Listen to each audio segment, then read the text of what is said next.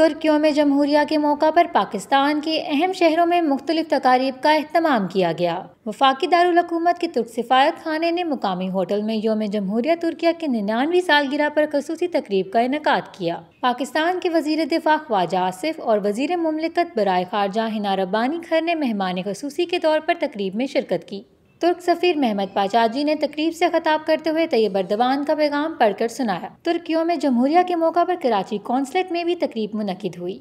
वजीर आला सिंध सैयद मुराद अली शाह मेहमान खसूसी थे। तुर्क कौंसल जनरल ने वजीर आला सिंध को फूलों का गुलदस्ता पेश किया। लाहौर में तुर्क कौंसलेट की जानिब से तकरीब का एहतमाम मुकामी होटल में किया गया। मेहमान खसूसी गवर्नर पंजाब अलीगुल रहमान ने पाक तुर्क ताल्लुकात पर रोशनी डाली। तुर्क कौंसल जनरल अमीर ओज़बे ने मेहमानों का खैर मकदम किया। Pak Turk Maarif international schools and colleges Islamabad में भी तकरीब का एहतमाम किया गया। तुर्क सफीर महमद पाचाजी ने अपनी अहलिया के हमरा केक काटा और खिताब किया। तलबा और तालबात ने मिली नगमे पेश किए।